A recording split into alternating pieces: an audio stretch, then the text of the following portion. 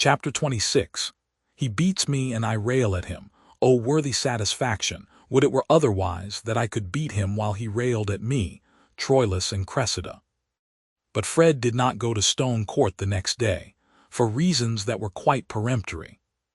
From those visits to unsanitary Houndsley streets in search of Diamond, he had brought back not only a bad bargain in horseflesh, but the further misfortune of some ailment which for a day or two had deemed mere depression and headache, but which got so much worse when he returned from his visit to Stone Court that, going into the dining-room, he threw himself on the sofa, and in answer to his mother's anxious question said, "I feel very ill.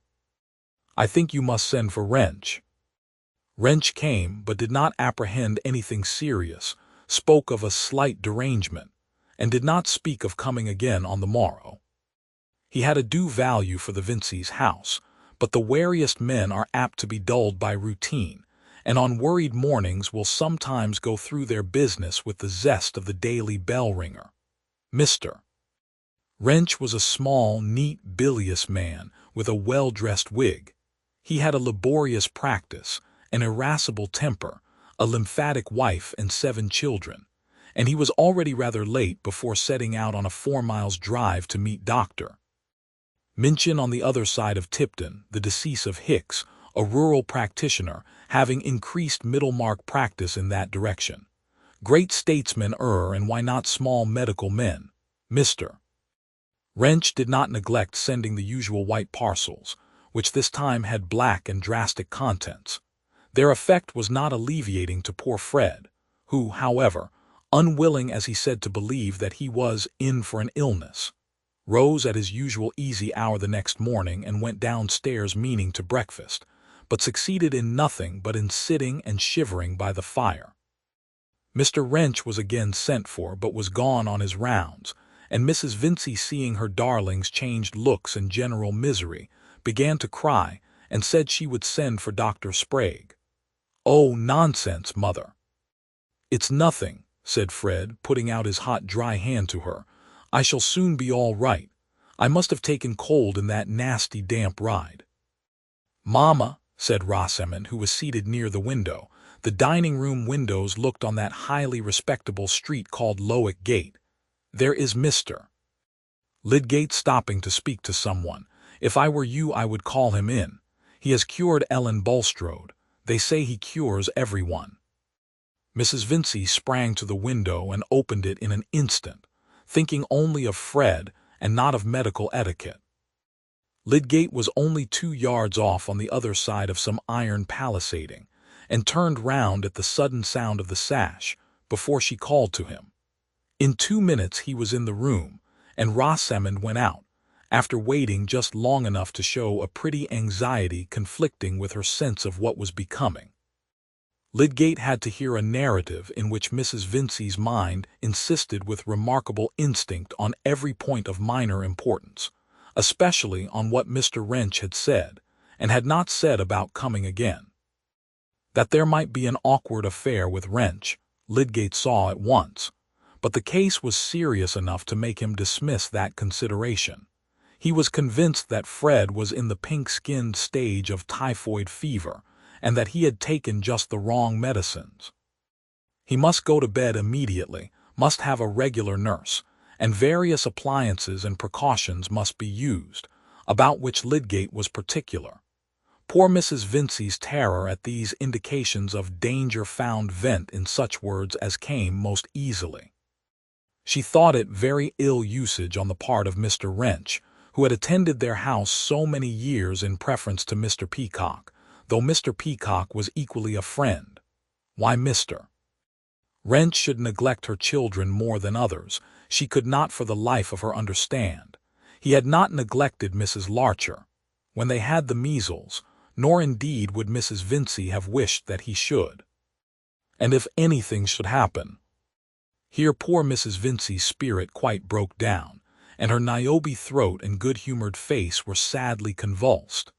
This was in the hall out of Fred's hearing, but Rosamond had opened the drawing-room door, and now came forward anxiously. Lydgate apologized for Mr. Wrench, said that the symptoms yesterday might have been disguising, and that this form of fever was very equivocal in its beginnings. He would go immediately to the druggist and have a prescription made up in order to lose no time, but he would write to Mr. Wrench and tell him what had been done. But you must come again, you must go on attending Fred. I can't have my boy left to anybody who may come or not. I bear nobody ill will, thank God and Mr. Wrench saved me in the pleurisy, but he'd better have let me die, if. I will meet Mr. Wrench here then, shall I? Said Lydgate, really believing that Wrench was not well prepared to deal wisely with a case of this kind. Pray make that arrangement, Mr. Lydgate, said Rosamond, coming to her mother's aid and supporting her arm to lead her away. When Mr. Vincey came home, he was very angry with Wrench, and did not care if he never came into his house again. Lydgate should go on now, whether Wrench liked it or not. It was no joke to have fever in the house. Everybody must be sent to now, not to come to dinner on Thursday, and Pritchard needn't get up any wine. Brandy was the best thing against infection. I shall drink brandy, added Mr. Vincey, emphatically, as much as to say, this was not an occasion for firing with blank cartridges. He's an uncommonly unfortunate lad, is Fred. He'd need have some luck by and by to make up for all this, else I don't know who'd have an eldest son. Don't say so, Vincey, said the mother with a quivering lip, if you don't want him to be taken from me. It will worrit you to death, Lucy. That I can see, said Mr. Vincey more mildly. However, Wrench shall know what I think of the matter. What Mr. Vincey thought confusedly was that the fever might somehow have been hindered if Wrench had shown the proper solicitude about the mayor's family. I'm the last man to give in to the cry about new doctors or new parsons either, whether they're Bulstrode's men or not. But Wrench shall know what I think, take it as he will. Wrench did not take it at all well. Lydgate was as polite as he could be in his offhand way, but politeness in a man who has placed you at a disadvantage is only an additional exasperation, especially if he happens to have been an object of dislike beforehand. Country practitioners used to be an irritable species, susceptible on the point of honor, and Mr. Wrench was one of the most irritable among them. He did not refuse to meet Lydgate in the evening, but his temper was somewhat tried on the occasion. He had to hear Mrs. Vincey say, "Oh, Mr. Wrench, what have I ever done that you should use me so, to go away and never to come again, and my boy might have been stretched a corpse?" Mr. Vincey, who had been keeping up a sharp fire on the enemy infection, and was a good deal heated in consequence, started up when he heard Wrench come in, and went into the hall to let him know what he thought. "I'll tell you what, Wrench, this is beyond a joke," said the mayor, who of late had had to rebuke offenders with an official air, and now broadened himself by putting his thumbs in his armholes. "To let fever get unawares into a house like this. There are some things that ought to be actionable, and are not so, that's my opinion." But irrational reproaches were easier to bear than the sense of being instructed, or rather the sense that a younger man like Lydgate inwardly considered him in need of instruction, for, in point of fact, Mr. Wrench afterwards said Lydgate paraded flighty, foreign notions which would not wear. He swallowed his ire for the moment, but he afterwards wrote to decline further attendance in the case. The house might be a good one, but Mr. Wrench was not going to truckle to anybody on a professional matter. He reflected, with much probability on his side, that Lydgate would by and by be caught tripping too, and that his ungentlemanly attempts to discredit the sale of drugs by his professional brethren would by and by recoil on himself. He threw out biting remarks on Lydgate's tricks, worthy only of a quack, to get himself a factitious reputation with credulous people. That can-about cures was never got up by sound practitioners. This was a point on which Lydgate smarted as much as Wrench could desire.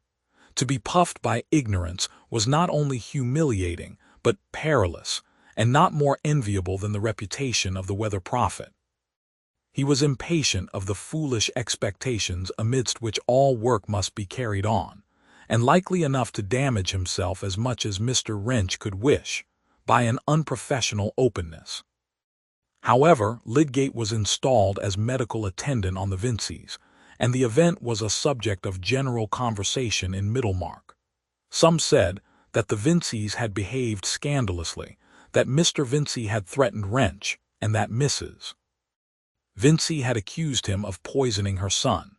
Others were of opinion that Mr. Lydgate's passing by was providential, that he was wonderfully clever in fevers, and that Bulstrode was in the right to bring him forward.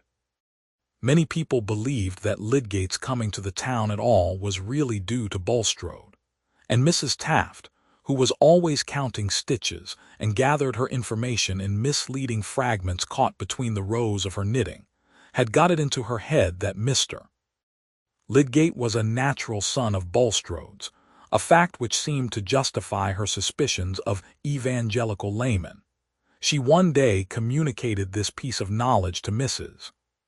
Fairbrother, who did not fail to tell her son of it, observing, "I should not be surprised at anything in Bulstrode, but I should be sorry to think it of Mr. Lydgate." "Why, mother," said Mr. Fairbrother, after an explosive laugh, "you know very well that Lydgate is of a good family in the north. He never heard of Bulstrode before he came here." "That is satisfactory so far as Mr. Lydgate is concerned, Camden," said the old lady with an air of precision. "But as to Bulstrode, the report may be true of some other son.